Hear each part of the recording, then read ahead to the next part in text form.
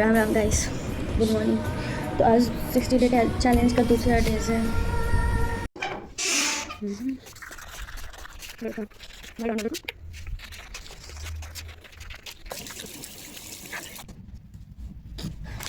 चलिए गाइस, पानी पी लेते हैं। पानी गर्म हो गया गाइस, चलिए रूम में चलते हैं। बैठिए गाइस, पढ़ने पानी पी लेते हैं, फिर पढ़ते हैं।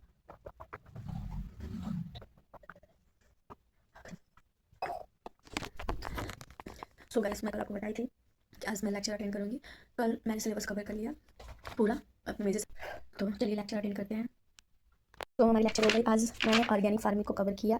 कुछ पार्ट रह गए हैं सेकंड लेक्चर में, उसको मैं ट्यूशन से आकर कवर कर लूँगी। तो गाइस अभी हम नहाने जा रहे हैं। नहाकर पूजा कर आपसे मिलते हैं। भक्ता जे पूजे तोके सब कुछ दे देलू होके तोहरे कृपा से जाके मोई भगत के दिल जय जय। फाइनली हम रेडियो कर निकल गए, कूड़ा लिए हैं, फेंक देते हैं इसको। तो चलते हैं गाइस, कितना भी जल्दी करें, निकलने में 10 मिनट लेट हो ही जाता है। अब लग रहा है 3 बजे उठना पड़ेगा। तो गाइस ट्यूशन से आकर मिलते हैं।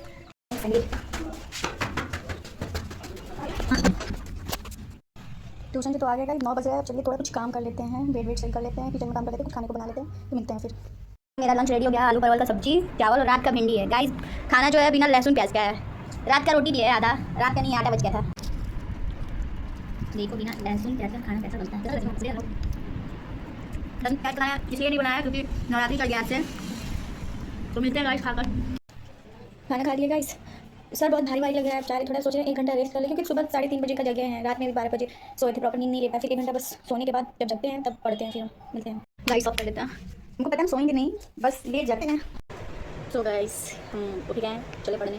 अभी इसलिए तो बैठे हैं, बस पढ़ना है कंटिन्यू। 2 घंटे पढ़ लेते हैं। रख लो सजा के तुझे सीने से लगा के आजा गले लग जा ख्वाब बना के तू।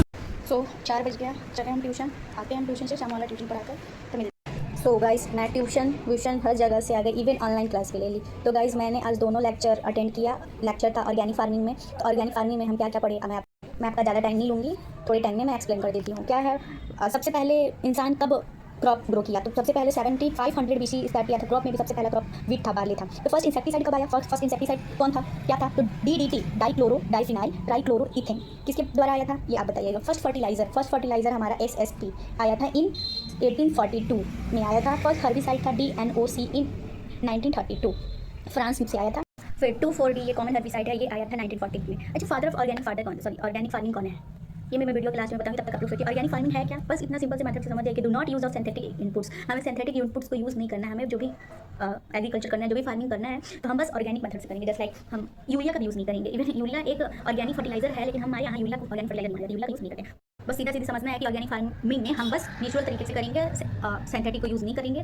तो एक FAO के द्वारा एक हमें डेफिनेशन मिला है। तो क्या है, organic agriculture is a unique production management system which promote and enhancing agro ecosystem health including, यहाँ पे हेल्थ में किसकी बात हो रही है, यहाँ पे एनिमल हेल्थ की बात हो रही होगी, सॉइल हेल्थ की बात हो रही होगी। सो आज कंटिन्यू करते हैं। Including biodiversity, biological cycle and soil biological activity and by using on farm agronomic, biological and mechanical method in inclusion of the all synthetic of farm inputs। ये हमारा था, ये डेफिनेशन आया था FAO में।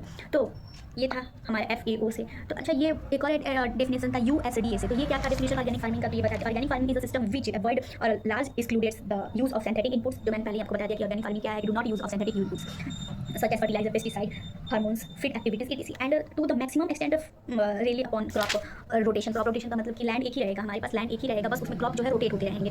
लैंड रोटेशन में just opposite हो जाएगा। उसमें क्या है कि लैंड रोटेट होंगे, क्रॉप एक ही रहेगा, लैंड रोटेट होंगे। Animal manures of farm, organic waste, minerals, grade rock additives and biological system of nutrient mobilization and plant protection. ये आया था अकॉर्डिंग टू USDA। तो गाइस ये हमारा ऑर्गेनिक फार्मिंग बस सीधा सीधी कही है। तो फादर ऑफ ऑर्गेनिक फार्मिंग कौन है? Albert Howard. ये एक बुक भी दिए थे। अल्बर्ट हावर्ड ने बुक दिया था एन एग्रीकल्चर टेस्टमेंट। एक टर्म ऑफ ऑर्गेनिक फार्मिंग, ये कौन दिए थे? तो ये दिए थे लॉर्ड नॉर्थबर्न। इनका भी एक बुक है, लुक टू द लैंड। क्या है? Look to the land. तो यही है गाइस हमारा, आज यही हम कवर किए हैं। बेसिक यही है, बहुत सारा है तो वो बहुत एक्सप्लेन करेंगे, बहुत ज़्यादा टाइम लेने का। तो बस इतना है। ऑर्गेनिक फार्मिंग क्या है, बस बेसिक समझिए कि do not use of synthetic inputs. Fathers कौन है, मेन चीज़, टर्म कौन दिया था, पहले कौन से पहले फर्टिलाइजर है, कौन से पेस्टिसाइड है, ये मैंने एक्सप्लेन कर दिया। तो गाइस बाय, हम ज़्यादा टाइम नहीं लेंगे क्योंकि मेरा खुद 8:30 से स्टैटिक्स का क्लास है, हम क्लास अटेंड करेंगे। तो गाइस बाय, मिलते हैं next 3rd day ICS challenge के साथ। तो गाइस मैं बताऊँ मैं प्रिपेयर किससे करती हूँ, मैं अपना इस चैनल से किससे सब्सक्रिप्शन ली हूँ। तो गाइस मैं IARI वाला से मैं क्लास करती हूँ। वो बहुत अच्छे से एक्सप्लेन करते हैं। मैं जो सारा चीज़ आपको बताई हूँ, क्या है ऑर्गेनिक फार्मिंग के बारे में जो भी मैं आपके साथ एक्सप्लेन की हूँ, वो सब IARI रोहित सर ने हमें पढ़ाया था, वही मैं बस आपको एक्सप्लेन कर दी हूँ। तो आपको भी अगर नीड होगा तो आप भी वहाँ से कर सकते हैं। तो गाइस बाय।